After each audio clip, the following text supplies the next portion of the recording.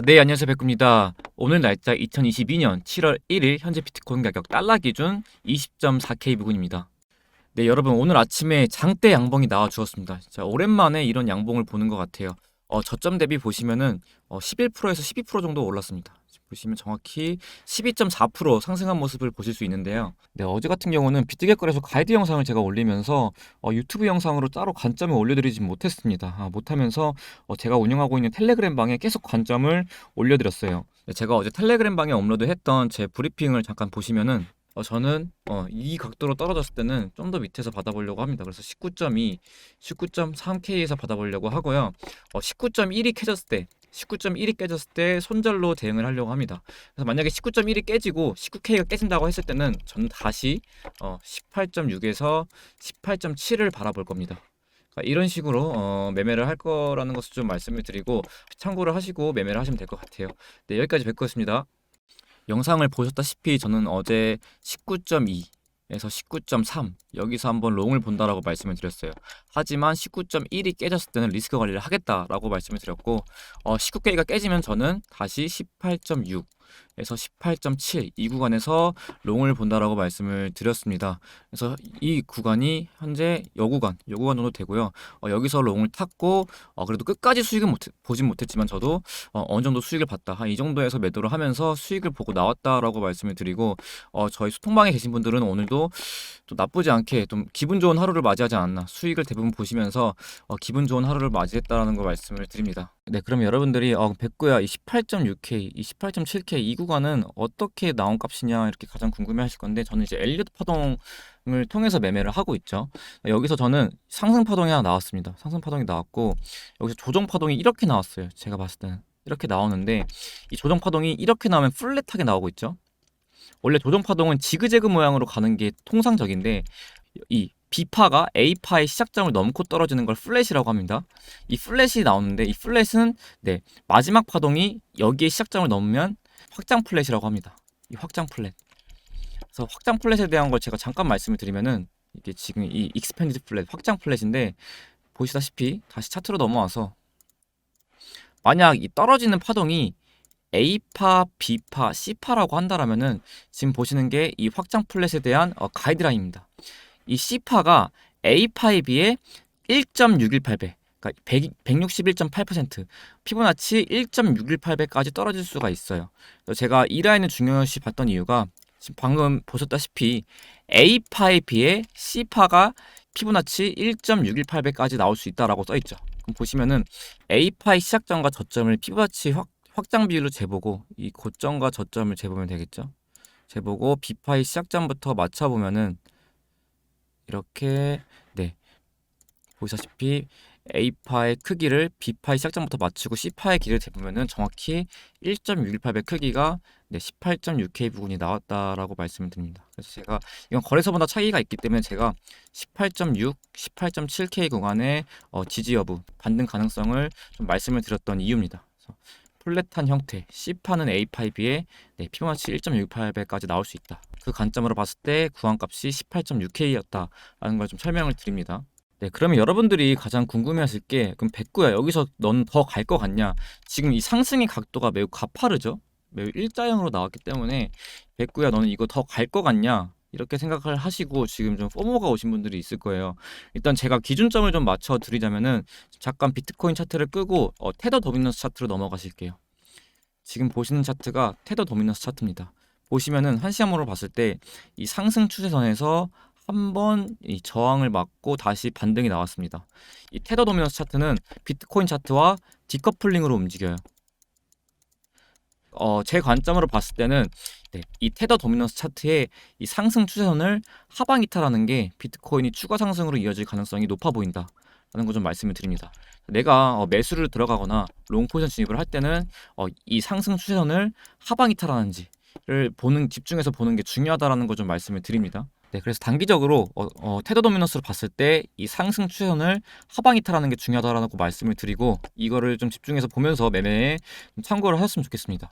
그리고 다음으로 제가 최근에 이 나스닥 차트를 파동 분석을 해드린 적이 있어요. 그래서 그거에 대해서 잠시 말씀을 드리려고 하는데 나스닥 차트로 넘어가실게요. 지금 보시는 차트는 나스닥 차트 4시간봉 차트입니다. 제가 저번 영상에서 크게 봤을 때 ABC 파동이라고 한다면은 ABC 파동이라고 한다면은 이 C파동에서 이런 다이아고널 형태가 보인다라고 말씀을 드렸고, 여기 파동도 제가 카운트를 해드렸어요. 그래서 만약에 이 다이아고널 패턴이 맞다라고 한다면은 이 추세의 끝에서는 큰 반전이 나올 가능성이 높다라고 말씀을 드렸습니다. 네, 그래서 제가 이 관점을 최근 영상에서 말씀을 드렸는데, 다 지워봤을 때 지워보겠습니다. 이렇게 뻔히 나오는, 어떤 분이 이렇게 댓글을 달아주시더라고요. 이렇게 뻔히 나오는 패턴은 꼭 틀리더라, 이렇게 떨어질 수도 있겠죠. 이런 질문을 드셨는데 제가 그거에 대해서 좀 말씀을 드릴게요. 네, 맞아요. 또 변수는 항상 존재합니다. 그래서 이 변수에 대해서 말씀을 드리려고 해요. 그 변수. 방금 말씀드렸다시피 이 다이아고널 패턴에서 이 ABC, 이 C파동 마지막 파동에서 나오는 다이아고널은 엔딩 다이아고널이라고 합니다. 근데 말씀드렸다시피 이 파동이 하나, 둘, 셋, 넷, 다섯, 이 추세에 닿고 상승이 나오면 정말 이쁘게 나오겠죠. 하지만 이 엔딩 다이아고널은 변수가 존재합니다. 잠깐 자료를 보시면은, 지금 보시는 자료는 이 다이아고널 패턴에 대한 가이드라인이에요. 제가 딱 핵심만 잠깐 말씀을 드리면은, 이 엔딩 다이아고널은 오파가 추세선에 닿지 않을 수 있다, 절단. 그리고 두 번째로는 오파 진행 과정에서 추세선을 넘어서는 경우가 있다, 오버슛. 이게 무슨 뜻이냐면, 다시 나사 차트로 넘어오시면 이 엔딩 다이아고널이 이렇게 하나, 둘, 셋, 넷, 5개 파동, 이 추세를 닫고 올라가면 정말 이쁘겠지만 변수가 존재한다. 이 마지막 5파동에서는 이 추세를 닫지 않고 절단이 나면서 이런 구간에서 다시 상승이 나올 수 있다. 이걸 절단이라고 하고요. 반대로 마지막 5파가 하락을 하면서 이 추세에 닿고 반등이 나와야 되는데 오버슛이 나오면서 이렇게 추세 이탈이 나왔다가 반등이 나올 수 있다. 이거를 오버슛이라고 합니다. 그러니까 이런 변수가 존재를 하겠죠. 이 두 변수를 생각했을 때 어떤 리스크가 있냐?